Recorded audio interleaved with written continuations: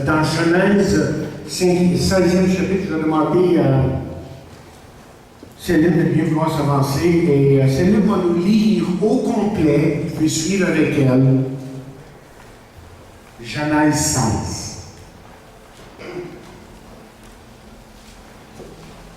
Saraï, femme d'Abraham, ne lui avait point donné d'enfant.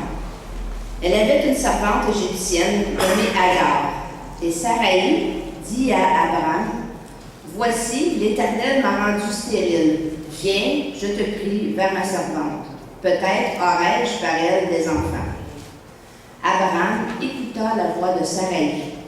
Alors, Saraï, femme d'Abraham, prit Agar l'Égyptienne, sa servante, et la donna pour femme à Abraham, son mari, après qu'Abraham eut habité 10 années dans le pays de Canaan. Il alla vers Agar et elle devint enceinte. Quand elle se vit enceinte, elle regarda sa maîtresse avec mépris. Et Saraï dit à Abraham, « L'outrage qui m'est fait retombe sur toi. J'ai mis ma servante dans ton sein, et quand elle a vu qu'elle était enceinte, elle m'a regardé avec mépris. Que l'Éternel soit juge entre moi et toi. » Abraham répondit à Saraï, « Voici, ta servante est en ton pouvoir.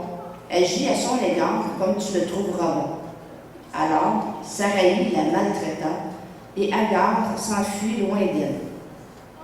L'ange de l'Éternel la trouva près d'une source d'eau dans le désert, près de la source qui est sur le chemin de Shur.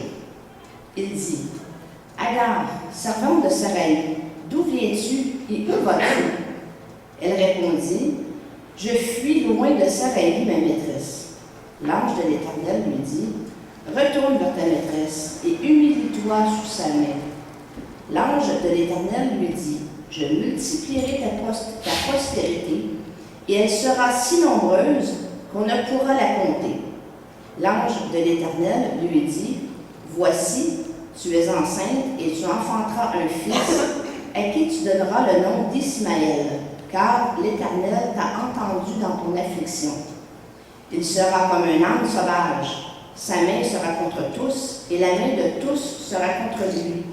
Et il habitera en face de tous ses frères. » Elle appela Ata El-Roi, le nom de l'Éternel qui lui avait parlé, car elle dit, « Ai-je rien vu ici après qu'il m'a vu? C'est pourquoi l'on a appelé ce puits le puits de l'Akaï-Roi, qui est entre Kadès et Bared. » Agar enfanta un fils à Abraham, et Abraham donna le nom d'Ismaël au fils qu'Agar lui enfanta. Abraham était âgé de 86 ans lorsqu'Agar enfanta Ismaël à Abraham. Merci beaucoup.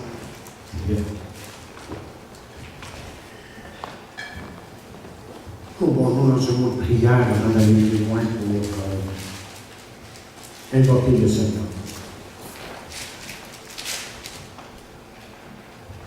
Nous venons à toi, Père éternel, parce que nous avons besoin vraiment que ta voix se fasse entendre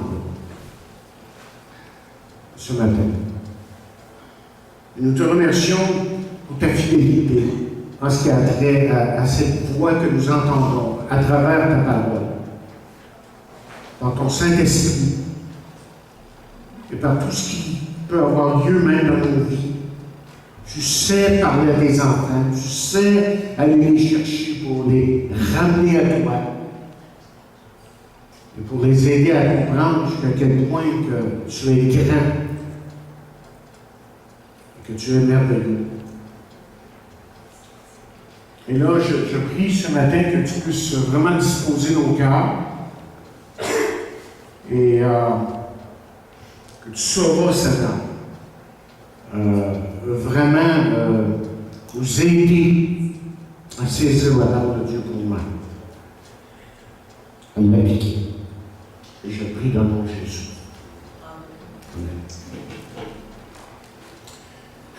Amen. Un animateur de la télé a interrogé des gens pour poser un jour des questions sur la Bible. Pouvez-vous nommer un des 10 commandements?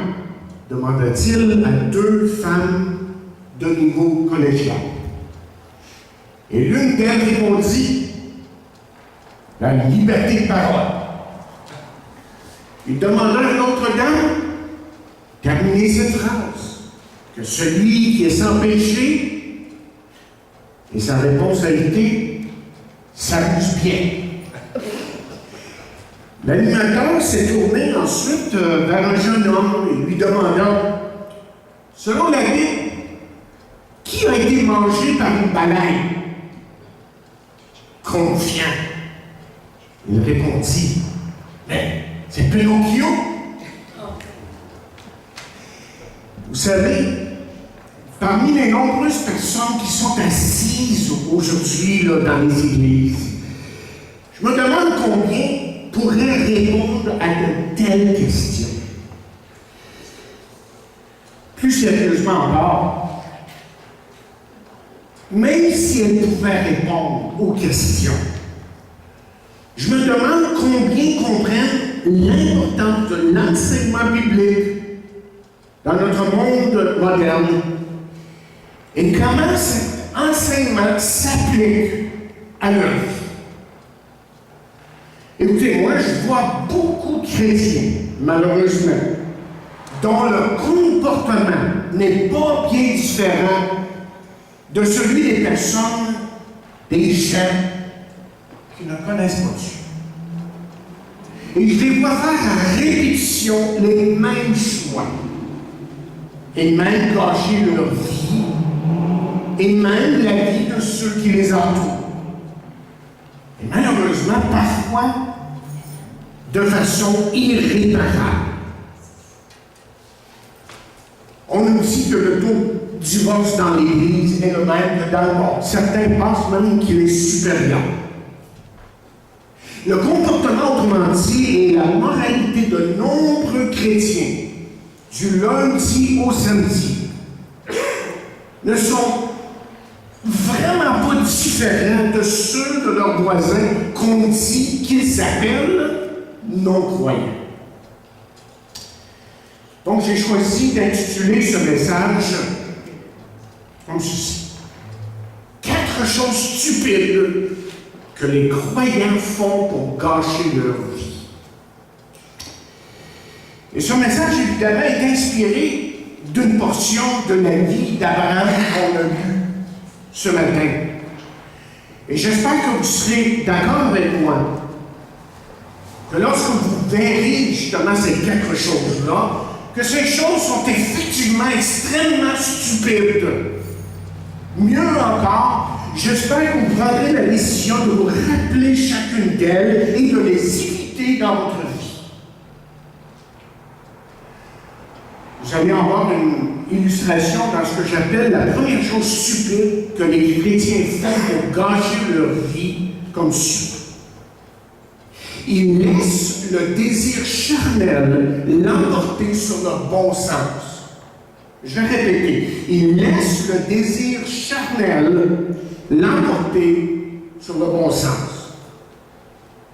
En tout cas, ce qu'on a vu ici, c'est que Sarai a proposé quelque chose. Sarai a proposé qu'Abraham prenne une seconde femme. Et dans ce cas-ci, une esclave plus jeune, et elle a proposé qu'il ait une femme avec elle. Écoutez, cela peut nous sembler étrange pour nous, là, mais dans ce temps-là, dans la culture cananéenne, on acceptait qu'une femme stérile ait des enfants au moyen de ce que nous, on pourrait appeler aujourd'hui une mère porteuse. Évidemment, il n'y avait pas la technologie que nous avons pour rendre un tel acte impersonnel. Mais en fait, cette femme-ci, comme je l'ai dit il y a quelques instants, devenait effectivement la femme d'Abraham. Ce qu'on a lu au verset 3, là, lorsque nous lisons, alors Sarai, femme d'Abraham, prit Agar, l'Égyptienne, sa servante, et la donna pour femme à Abraham. La polygamie que Genèse n'a pas l'intention de promouvoir était acceptée et pratiquée dans les nations de Canaan. Et les choses, autrement dit, qu'Abraham et Sarai tramaient ici n'auraient pas surpris personne à leur époque et dans cette partie du monde. Pourtant, Abraham et Sarai abandonnaient leur foi dans la promesse de Dieu, parce que Dieu leur avait fait une promesse qu'il y aurait un fils un jour. En fait, ils eurent recours, comme Paul le dit clairement dans Genèse 4, verset 22, à la chair plutôt qu'à la foi. Mais Paul dit, mais celui de l'esclave naquit selon la chair et celui de la femme libre naquit en vertu de la promesse. Autrement dit, ils ont fait ce qu'ils désiraient, tout simplement. Et quand vous et moi, chers amis, nous renonçons à une promesse de Dieu et que nous avons recours à nos propres moyens, bien, on fait exactement ce qu'Abraham et Sarai ont fait. Nous laissons justement le désir charnel l'emporter sur le bon sens. Et quand les gens sont désespérés, c'est surprenant ce qu'ils peuvent faire. Je pense que c'est Swan Dog qui a prêché sur le même terme, et voici ce qu'il dit. Il dit une épouse qui est restée fidèle à Dieu et à son mari pendant des années, désireuse d'avoir l'attention qu'il ne lui accorde pas, parce qu'il ne l'aime pas, comme Dieu dit qu'il le devrait. Conscient de son corps vieillissant, de son attirance physique amoindrie, se moque de la discrétion et se lance dans une aventure amoureuse. Un chrétien fatigué de chercher en vain une compagne croyante finit par céder à la tentation et épouse soit une non-chrétienne ou soit une femme dont la foi est un peu douteuse. Un adolescent exaspéré par l'inconstance apparente de ses parents commence à se droguer et à coucher à bon charbon. Fin de citation. Écoutez, c'est certain que le monde qui nous entoure le considère ce sont des moyens acceptables, des manières acceptables de faire face à certaines situations dans nos vies. Après tout, la mentalité aujourd'hui, c'est que nous méritons d'être heureux, n'est-ce pas? Et puis on dirait qu'il y a toujours un groupe d'amis au bureau, ou à l'école, ou au travail, qui nous chante le même refrain jour après jour en nous disant « C'est ça, fais-le, tu l'as bien mérité, tu mérites d'être heureux, d'être heureuse. » Et en plus, ces gens d'église, ou ces gens à l'église, qui essaient de vous rappeler, vous savez, ces gens qui sont au 182 Longueuil à Saint-Jean-sur-Richelieu, okay? Et ils essaient de vous rappeler votre engagement vers Christ, seulement il semble que ces gens-là sont si arriérés.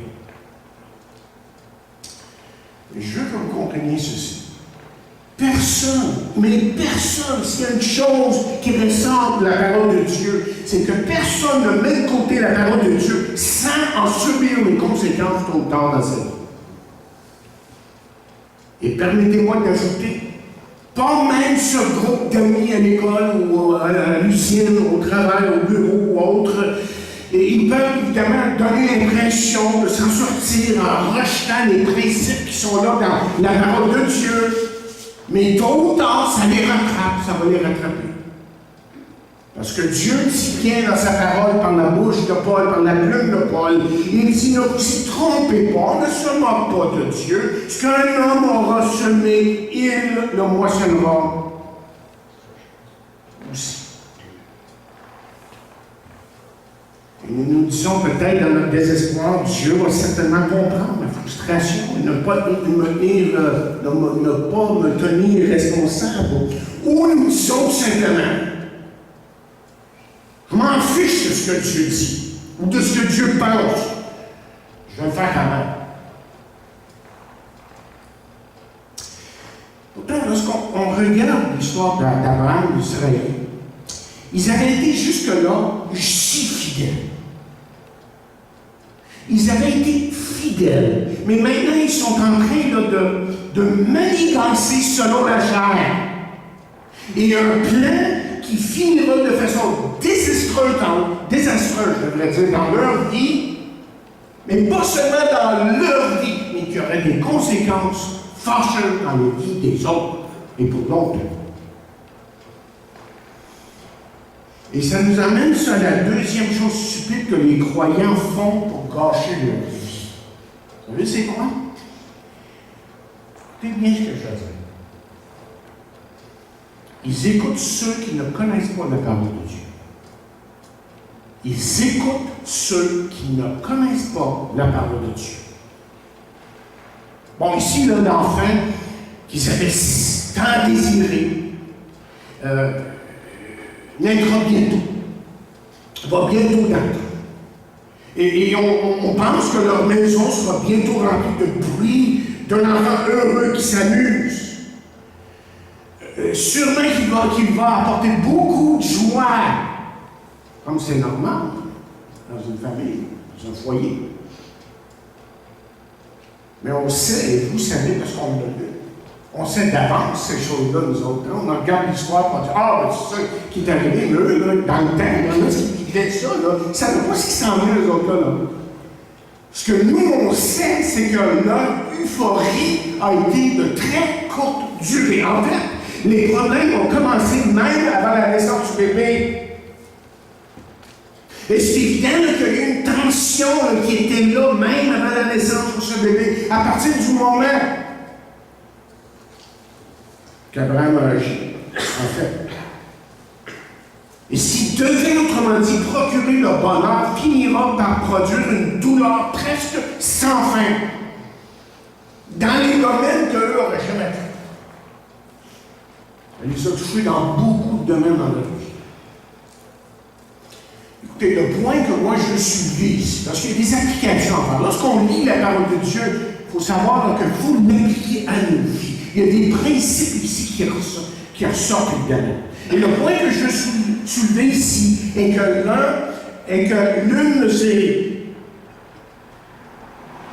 l'une des 4 choses stupides, là je dirais, c'est ça, que les croyants font pour gâcher leur vie, c'est d'écouter ceux qui ne connaissent pas seulement la parole de Dieu, mais la volonté de Dieu. Et qu'y a-t-il de mal qu'un homme écoute sa femme? Rien, sauf si sa femme ne comprend pas la volonté de Dieu. Après tout, si vous connaissez l'histoire d'Abraham, vous savez que c'est à Abraham que Dieu a apparu, non à Saraï. Et lui a quitté Ur, parce que Dieu lui a dit de le faire. Il est apparu de nouveau à Abraham et non à Saraï. Quand ils ont quitté Haran.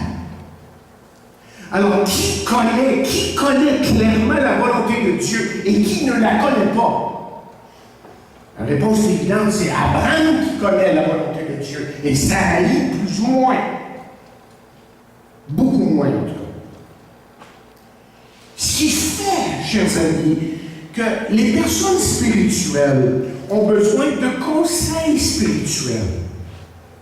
Et quand nous cherchons, vous voyez, de l'aide, prendre une décision, vous et moi, on doit, parce qu'on est ce qu'on est, des enfants de Dieu, nous devrions nous adresser à des croyants qui ont atteint, évidemment, une maturité spirituelle et qui, surtout, connaissent bien la parole de Dieu. Et j'insiste sur ça. Pas juste des gens qui paraissent spirituels, mais des gens qui connaissent bien la parole de Dieu et qui savent l'appliquer. Mais de nos jours, chers amis, surtout quand les gens, dans leur désespoir, cherchent à s'éloigner de la volonté de Dieu, et peut-être que des fois c'est inconscient. Mais en fait, c'est ce qu'on est en train de faire. Il est beaucoup plus habituel de rechercher des conseils des chrétiens faibles ou de ceux qui ne connaissent pas du tout la parole de Dieu.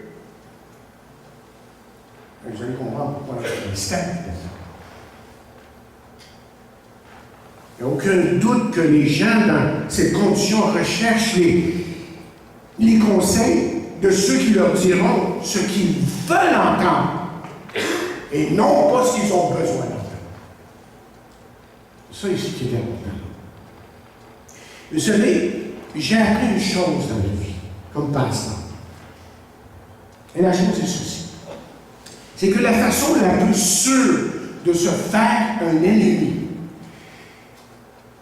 si vous aimez les choses de Dieu, c'est de dire à une personne ce qu'elle a dit. Parce que ça ne fait pas toujours l'affaire de tout le monde. Même des soi-disant chrétiens. Tu es obligé de reprendre quelqu'un. Et notre dilemme comme pasteur, lorsqu'on reprend quelqu'un, évidemment, c'est qu'une fois que tu lui dis la vérité, là, lui, il a un choix à faire. Et souvent, le choix, c'est ça va ailleurs. Parce que ça ne fait pas mon affaire, ce que tu viens de dire. Mais Paul était conscient de ça, évidemment, dans son ministère. On l'a vu dans notre étude en Philippiens, notamment qu'il y a des gens qui étaient pour lui un jour, le lendemain contre lui, parce qu'il disait la vérité. Je pourrais vous utiliser, j'en ai plusieurs ici, d'exemples, on va sauter par-dessus ça. Il y a tellement d'exemples dans la parole de Dieu, mais c'est ça qui arrivait même pour Paul, dans son ministère, et sûrement pour les autres apôtres, Pierre et les autres, là, lorsqu'ils prêchaient la vérité à l'un et à l'autre, que ce soit des inconvertis ou des chrétiens. Ça ne faisait pas toujours l'affaire de certains. Évidemment, la plupart d'eux ont fini par être crucifiés. Ça ne faisait vraiment pas leur affaire, l'affaire des gens qui disent la vérité. Écoutez, que ce soit de la part d'un conseiller non-chrétien ou bien peut-être de votre meilleur ami non-chrétien ou non-croyant, les conseils que recherche une personne qui songe à s'éloigner de la volonté de Dieu, ou peut-être que j'aimerais le dire comme ceci, les conseils que recherche la personne qui songe à faire à sa tête ne sont pas ceux qui se trouvent dans la parole de Dieu, dans les Écritures, mais de ceux que l'on trouve dans la culture populaire. Après tout, on peut être populaire. On veut être accepté des gens. Alors, commencer à aller à l'encontre de la mentalité qui nous entoure aujourd'hui, c'est pas facile parce que, tu sais, je vais avoir l'air de. Je sais pas, non. J'avais le mot pour plus comme moi. Je vais avoir l'air de quelque chose que j'aime pas que les gens disent de moi, voient de moi, mais c'est parce qu'on ose marcher selon la parole de Dieu, justement. Le psaume 1er chapitre, verset 1, qu'est-ce qu'il dit? Il dit, heureux l'homme qui ne marche pas selon le conseil des méchants. Heureux l'homme qui ne s'arrête pas sur la voie des pécheurs et qui ne s'assied pas en compagnie des moqueurs. Là, il y a toute une progression qui se fait dans le premier verset ici. Mais ensuite, il dit, mais qui trouve son plaisir dans la loi de l'Éternel et qui la médite jour et nuit. Là, en fin de compte, moi, je blâme. On va juste conclure ce point-là. Moi, je blâme ici Abraham autant que Saraï pour ce qui est arrivé. En fait, il me semble qu'Abraham a fui ses responsabilités quand il ne refusa pas carrément la proposition de Saraï. En lui rappelant, il aurait dû lui rappeler ce que Dieu avait déjà promis. Il ne l'a pas fait. Ce qui fait qu'on arrive maintenant à la troisième stupidité que font les croyants, les chrétiens, pour gâcher leur vie. Vous savez ce qu'ils font après ça? Je vais vous dire. Ils blâment les autres pour les problèmes qu'ils s'attirent. Ils blâment les autres pour les problèmes qu'ils s'attirent. Il est certain que lorsque les problèmes ont commencé à cause de leur décision ici, qu'Abraham et Saraï ont reconnu leur faute, n'est-ce pas? Pas si vous avez bien lu. Pas du tout. Non, parce que le mot méprisé ici est soulevé là, dans la langue originale. Ce mot ici avait la connotation de prendre quelque chose à la légère. Ça voulait dire déprécier, abaisser. Et soudain, aux yeux d'Agar, sa maîtresse Saraï n'est plus respectée comme avant. Et pourquoi est-ce que ça nous surprendrait, ça? Agar, vous voyez, si vous comprenez bien le contexte de ce temps-là, surtout, là, le fait d'avoir un enfant, c'est extrêmement important. Agar est d'un seul coup élevée à la position de seconde épouse, d'esclave qu'elle était. Et Agar se considère maintenant encore...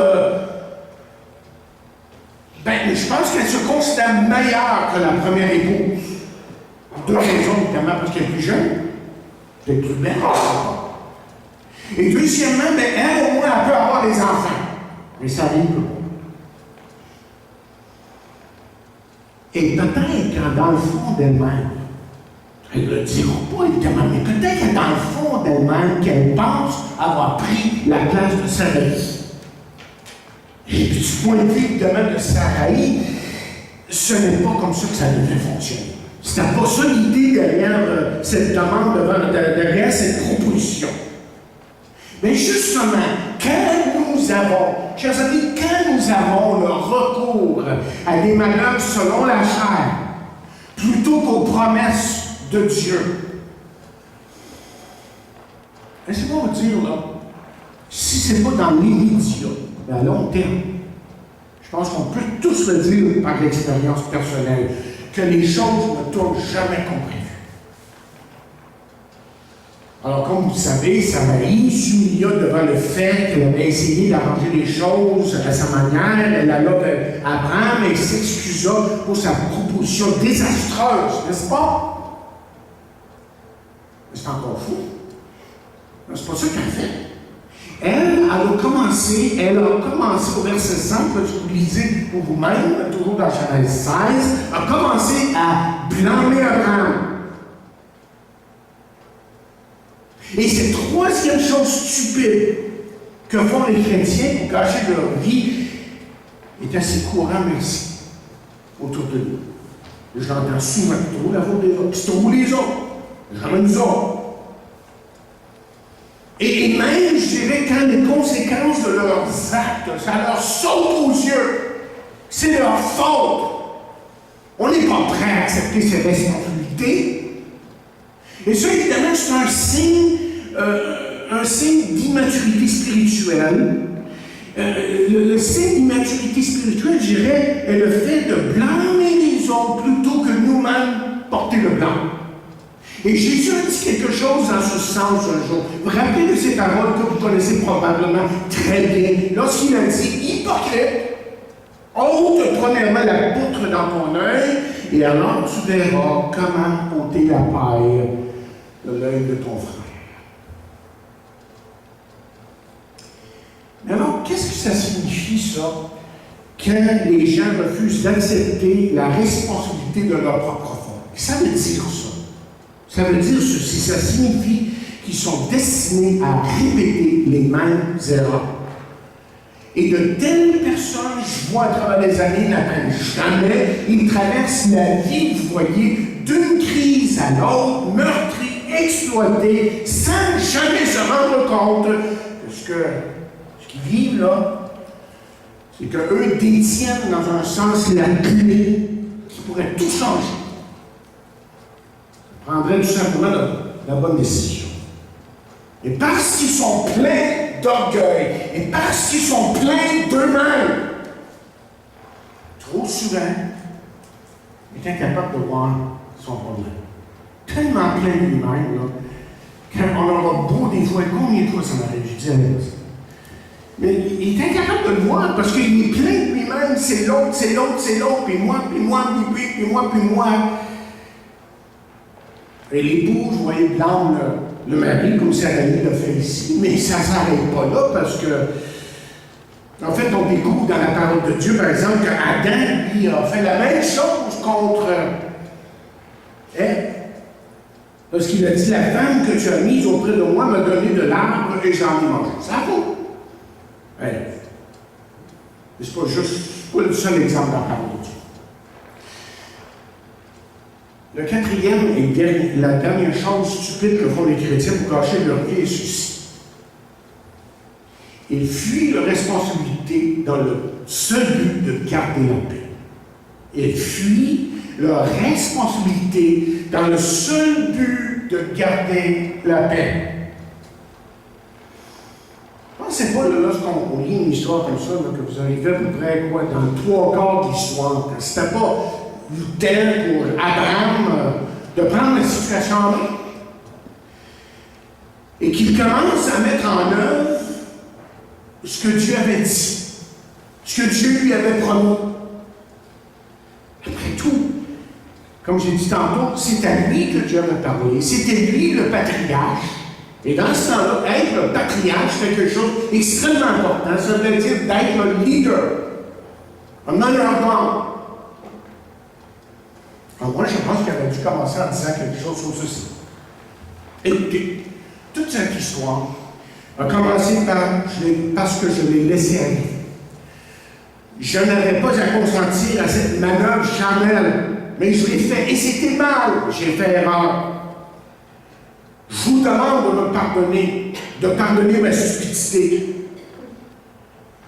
Maintenant, si vraiment il prend les choses en main, je te demande, Sarai, de réaliser que ceci est ta proposition au début.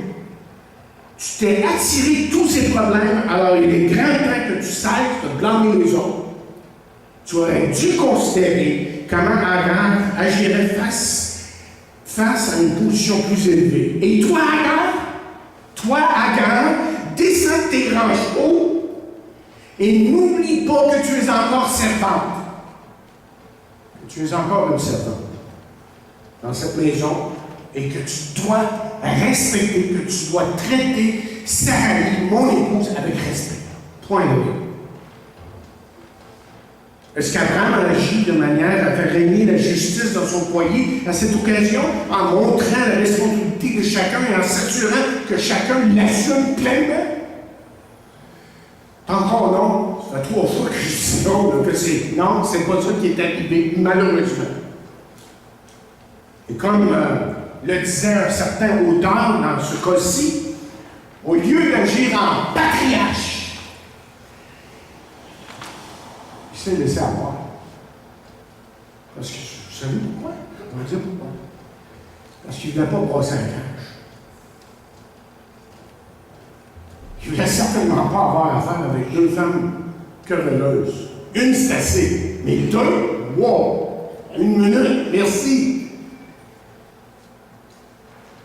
Tout le monde dit, là, c'était plus facile d'être une souris qu'un homme. Vous savez, ça fait une petite souris, c'est que vous ne faites pas, c'est bon. C'est ça. Maintenant, je ne suis pas en train de dire aux messieurs dans cette salle-là, je ne suis pas en train de vous suggérer d'agir en tyran, que vous deveniez des tyrans en colère dans une situation quelconque, là. Et je ne vous suggère pas non plus de sortir vos matraques. Et que si vous avez fait ça dans le passé, c'est probablement pour cette raison que personne ne vous respecte. Que personne ne respecte votre théologie. Ce dont je vous suggère, écoutez bien, ce à quoi je dois référer ici, c'est le jugement juste d'un homme qui connaît la parole de Dieu, qui sait ce que Dieu veut qu'il fasse pour faire régner la paix et la justice dans son foyer, et qui surtout commande par son exemple, en commençant par assumer son propre blanc, la part de blanc. Et vous savez comme moi que la parole de Dieu nous dit que les maris sont censés être chefs de leur foyer. Et malheureusement, plusieurs ne comprennent pas ces paroles, ce que ça signifie vraiment, là, ces paroles-là. Et ce qui fait que les femmes sont frustrées, les enfants sont exaspérés.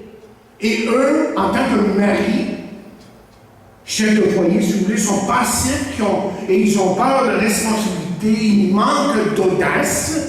Mais que quelqu'un déplace leur journal ou la manette à télévision, ah ben là, ils sont tout fou, tout flamme. Mais seulement, il n'y a pas de feu pour Dieu. Il n'y a pas de feu dans leur vie spirituelle pour les choses de Dieu. Et dans ces domaines, ils sont des souris et non pas des hommes. Quand nous lisons ici dans le sujet d'Abraham, ce puissant pionnier de la foi que Dieu dit lui-même dans sa parole être, là, mais on ne voit pas la perfection dans cet homme-là. Hein? C'est évident, on ne voit pas la perfection. Et tout comme nous, là, tout comme chacun de nous, Abraham avait des choses à apprendre. Et heureusement, si vous lisez le reste de l'histoire, vous savez très bien qu'Abraham a appris. Selon le texte ici, là, on l'a lu tantôt, Agar s'enfuit vers Shur. Shur était, on nous dit, situé à l'est de l'Égypte. Alors Agar retournait en Égypte, un voyage auquel elle ne pourrait sûrement pas survivre seule, puisque c'était le désert et qu'elle n'avait pas d'animaux et de provisions. Alors, elle s'est arrêtée là, près d'une source quand la Bible nous dit au verset 8 jusqu'au verset 12, il y a tout l'incident qui a lieu là, quand l'ange de l'Éternel s'adressa à elle. Qui l'a rencontré? L'ange de l'Éternel, c'est qui ça exactement? Et c'est ce qu'on appelle en termes théologiques un théophanie. Théophanie. C'est l'apparition de Jésus avant sa naissance physique à Bethléem. Moi, je pense que c'est Jésus qu'elle a rencontré. Et que c'est Jésus qui lui a donné des instructions pour le reste du voyage, de son parcours. Et Agar, comme Saraï, aurait aussi de nombreux descendants, comme le texte nous dit. Ishmaël, le fils qu'elle portait dans son sein, serait un ange sauvage. Autrement dit, il serait contre tous et tous seraient contre lui. Et Ishmaël, comme vous le savez très bien, devient l'ancêtre des Arabes qui, jusqu'à ce jour, demeure hostile aux Juifs. Les conséquences de nos actions, on va loin, on ne le voit pas tout de suite dans l'immédiat, mais les conséquences de nos actions, aux décisions, bonnes ou mauvaises, peuvent aller très loin. Et j'aimerais vous suggérer que la seule façon de prendre une bonne décision, c'est d'aller à la parole de Dieu, mais de reconnaître au moins 3 choses. Premièrement, il faut connaître la parole de Dieu. Et il y a des chrétiens là, qui lisent peu leur Bible. Et je m'en aperçois, j'ai juste à leur parler un petit peu, puis tu sais c'est ça. C'est évident. Juste dans la conversation que tu as avec eux. Ils sortent une phrase, et lui, il n'est pas sa Bible. Il n'a pas lu sa Bible ou elle toute la semaine, puis il n'a pas cette faim pour Dieu. Mais laissez-moi vous dire que vous ne pourrez jamais prendre de bonnes décisions si vous ne connaissez pas la Bible. C'est pas juste l'avoir lu il y a 20 ans de tout ça, c'est de lire aujourd'hui et dire Dieu, qu'est-ce qu'il était en train de me dire? C'est ça, le connaître la Bible. Et Paul dit, c'est pour cela que nous aussi, depuis le jour où nous avons été informés, nous ne cessons de prier Dieu pour vous et de demander que vous soyez remplis de la connaissance de sa volonté, en toute sagesse et intelligence spirituelle. Vous marchez d'une manière digne du Seigneur, bien agréable entièrement, portant des fruits en toutes sortes de bonnes œuvres et croissant par la connaissance de Dieu. Et plus qu'on apprend à connaître Dieu et sa parole et tout ce qu'il est, là, on peut prendre des décisions intelligentes et spirituelles. Donc, la première chose, il faut connaître la parole de Dieu. La deuxième chose, il faut être rempli de la parole de Dieu. Il faut être rempli de la parole de Dieu. Laisser la parole de Dieu tellement nous parler, vivre en nous, qu'on respire, qu'on expire, et que tout ce qui est en nous, c'est la parole de Dieu qui parle. Et c'est pour ça que Paul dit à un moment donné que la parole de Dieu habite en vous abondamment dans toute sa richesse. Troisièmement, une troisième chose importante ici. Il faut connaître la parole de Dieu, être rempli de la parole de Dieu, mais être convaincu aussi de l'utilité de la parole de Dieu.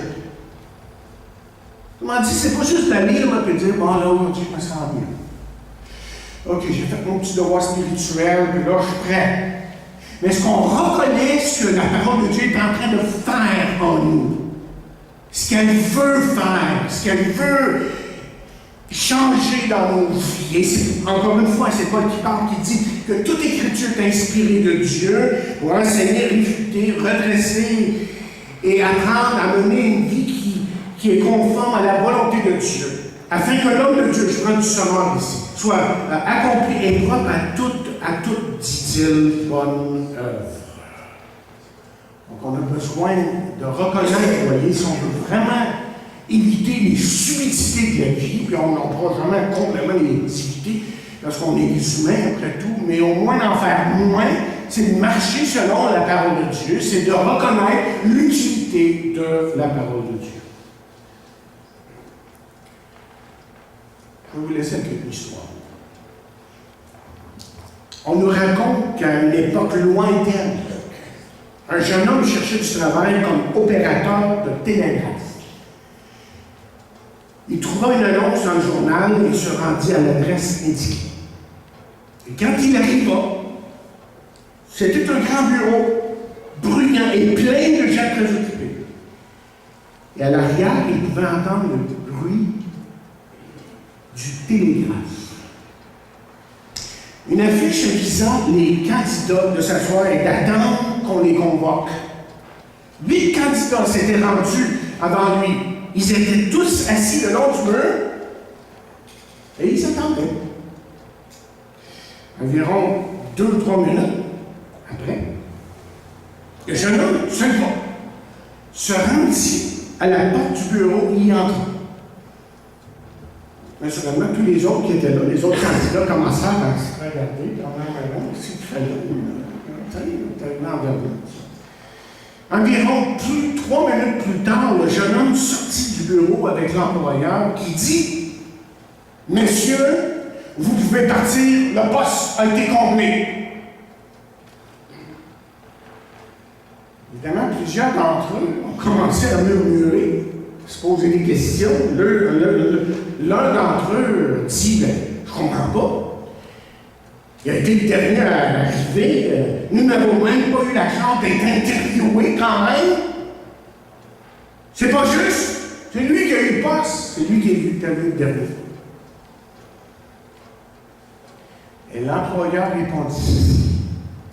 Tout le temps que vous avez été assis ici, le télégraphe envoyait un message qui disait « Si vous comprenez ce message, entrez, le poste est à vous. » Aucun de vous l'a entendu.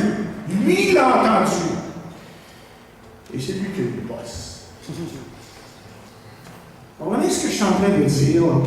Si on veut éviter les choses stupides de la vie autant que possible, il faut entendre la parole de Dieu. Il faut la connaître. Il faut en être rempli. Il faut en être convaincu de son utilité et permettre à Dieu d'agir dans nos vies. Et l'essentiel pour un chrétien, pour ça j'encourage à venir le mercredi, autant que possible, autant d'études que possible pour qu'on puisse sonder les Écritures nous, ensemble et comprendre la parole de Dieu et savoir que c'est Dieu vraiment qui nous dirige en tant qu'individu, mais aussi en tant qu'Église. Vous voulez éviter les stupidités de la vie pour gâcher votre vie. Ne laissez pas les désirs charnels prendre le dessus sur vous, sur votre bon sens. Ne prenez pas conseil de ceux qui ne connaissent pas la parole de Dieu. Faites attention à ça.